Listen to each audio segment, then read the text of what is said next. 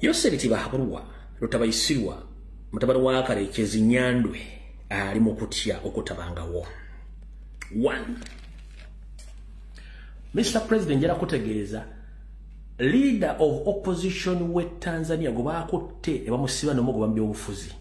yabadde move ya Nyande Yosoferi move yabadde ya Nyande Yosoferi yabalidde oli omukyalo muzannyo ogwo mujjukire naffe babadde batuvuga mu category yemu so tewewuunya very soon or later there is a possibility nga bagala kwata president before October this year. Era ba proposinga nga bwenze bagamba nti wasanyako Charles Peter Mayiga Saluga Mulenge je ne monne mpuga de mapuga n'abala sakone no bati mau ebintu babi drafting adabyo ndaba birina just balinze bulinzi bamalofu okola file zaabwe bajje baziteke mu public bagala kwata president ne tubagamba no musango guli Masaka mpuga gwe yateka yo kuwaba kwata bachali bafe ate minister w'abaana atenga ye mukadde mu minister w'abaana n'abakadde atenga ye mukadde Barambaru Pamahara oba yoyo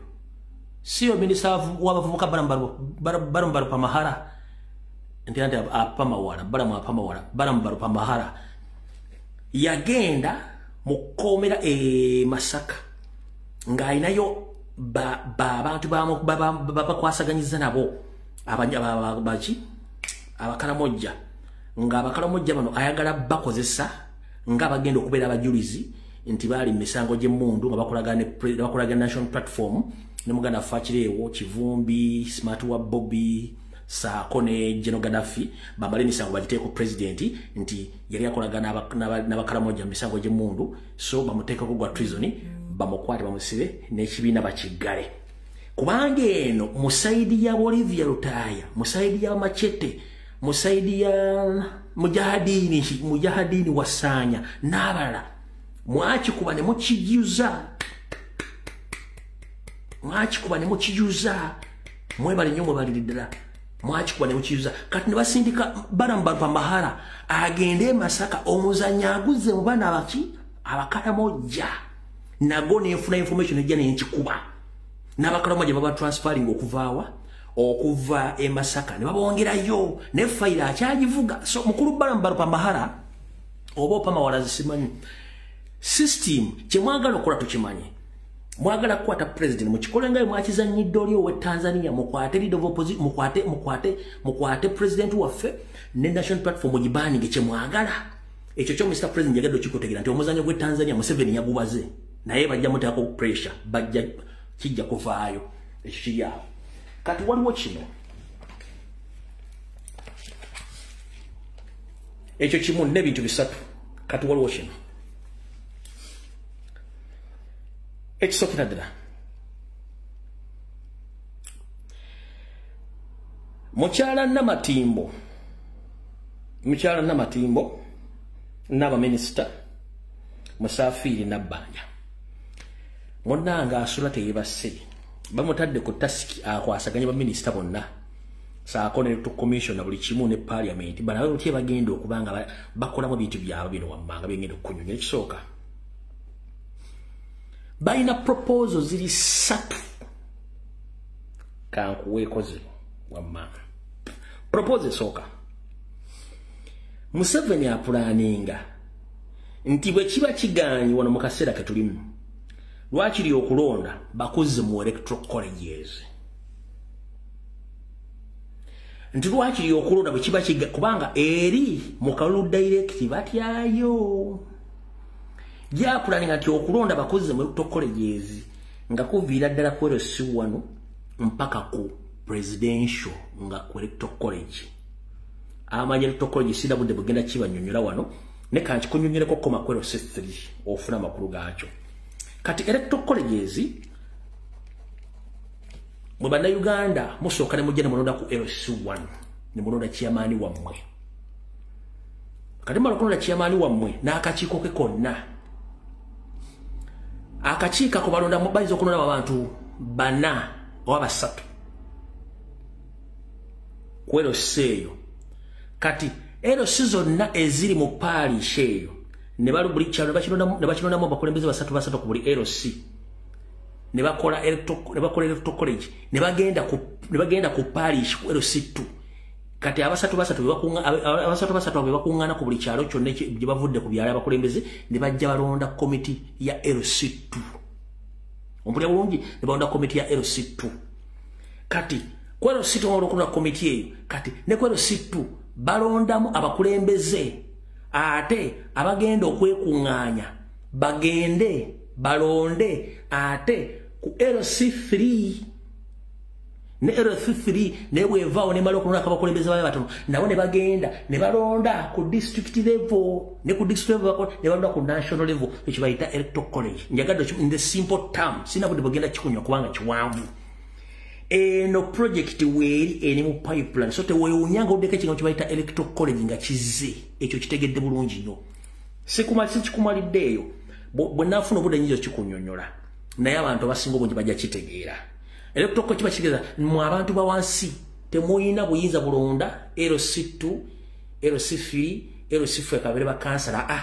bakirete bayindi video abatuna babalondeddwe no wansi bebalonda bagenda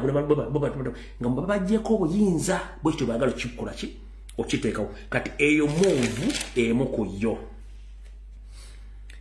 wulira move endala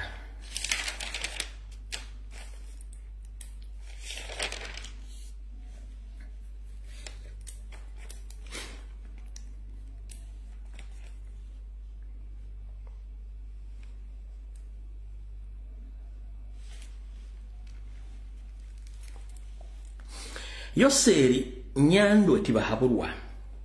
era ne Prime Minister NRM caucus ne NRM SEC bapulaninga okuleeta ekiteeso ne musooke muli ono nga tetunnagendawo ekitongole kivunaanyizibwa okukubba obululu mu ggwanga nkiddamu ekitongole ekivunaanyizibwa okukubba obululu mu ggwanga ekya Uganda Electoral Commission kyateeka embalirira yakyo mu parliament ya buwumbi 8+ kola round figure keka sirivu kamu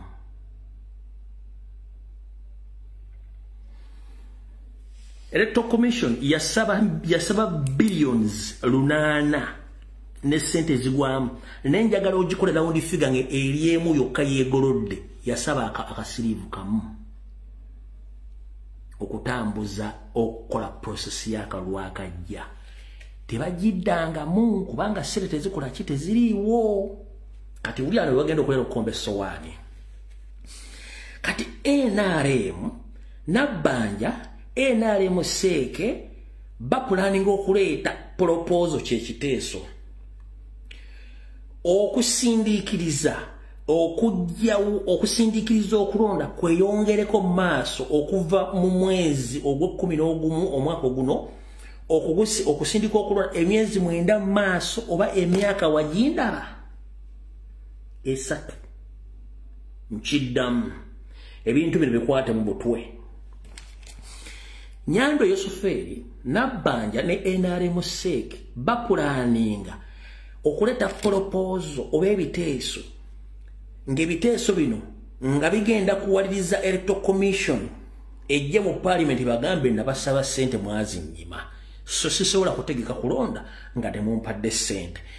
NRM ne gavumenti bagambe tetorina sente we don't have money to organize elections so what can we do what the law says olubakubira ekiriyo kiwonuka bambuuze atonejjeno what does the law says what if the time reaches when the Electoral Commission can't conduct election due to lack of money kiwakiwonuka bagambe it will bring amendment in the constitution will bring an amendment or proposal in the parliament because we don't have money to organize the elections kati maiba simu bamala kwekona byoka babuuza kati kino kiri mu pipeline bwe kugera kigambo pipeline nakyo kiteke mbwongo pipeline kiri mbwongo bakipa proposing nze lwaki Electoral Commission yabasaba buwumbi 8 naye kugambe buwandike mu round figure mu yakasirivu naye tebannagizibwa kati bagenda kukwata ejjinja libale kubisa ebinyonyi bibiri nkubulidde proposal esooka electoral colleges ero proposal ey'okubiri bagenda kweyambisa obunafu bw'electoral commission n'obutaba bwa nsimbi NRM planning mbwelete proposal olwokuba nti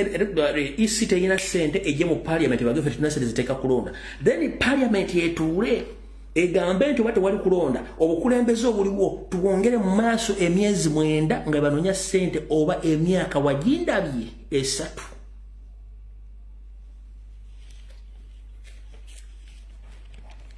ekyo nakyo mukitegedde bulungi kijja kubeerawo